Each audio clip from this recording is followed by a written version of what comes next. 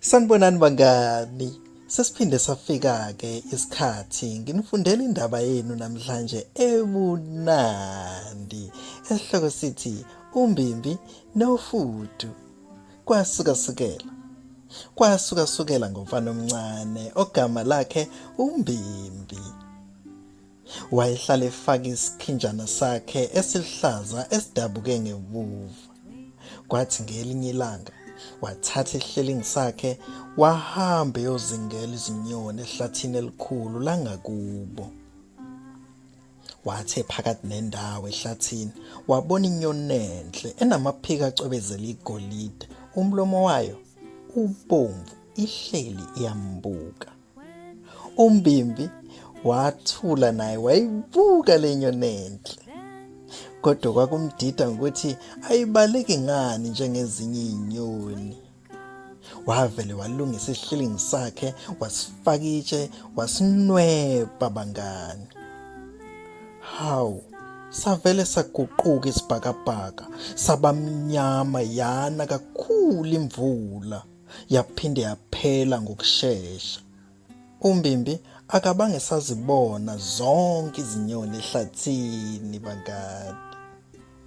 UMbimbi ukhathazekile futhi ulambile.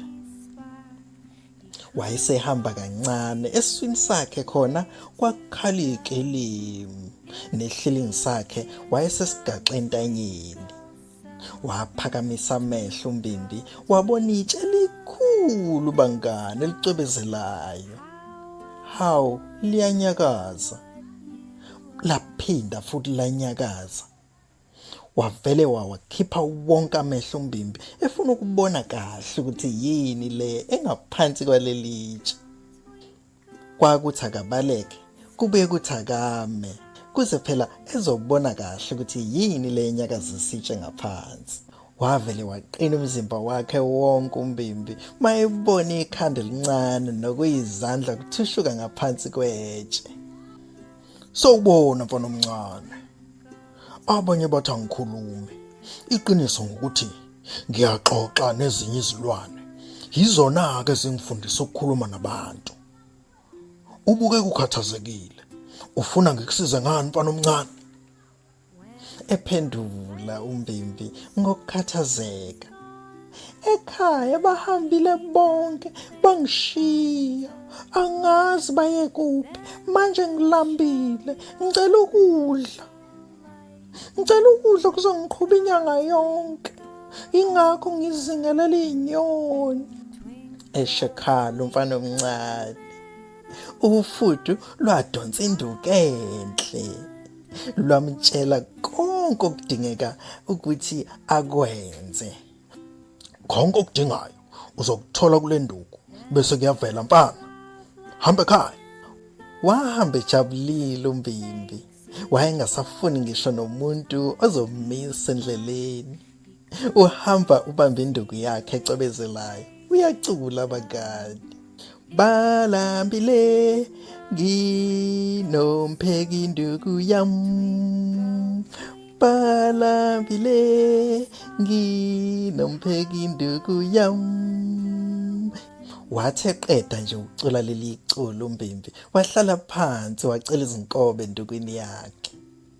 Wajabula, wadla, wasutha, waqhubeka wayophuma ehlathini.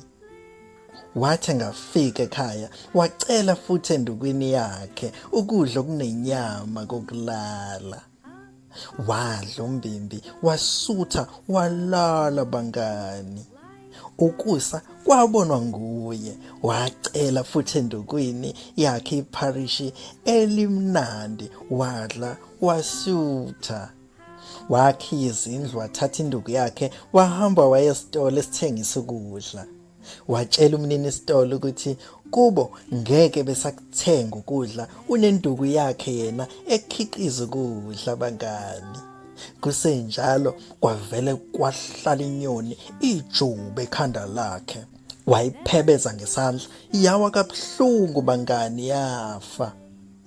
Wavele wakhala uMbimbi, induku yona yavele yanyamalala. UMbimbi wakhetha ukubuyela ehlathini bangani eyobheka ufudu. kodwa wangalithola.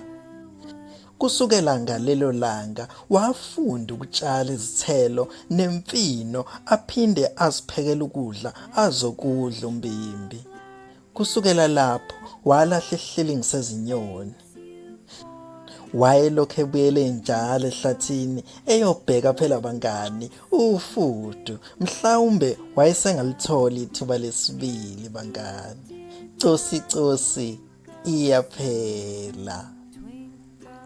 Bangani bami, nihlangabeze futhi ngokulandelayo indaba zenu ezimnandi zibhalwe yimina, indodana yesizwe. Sanibonani.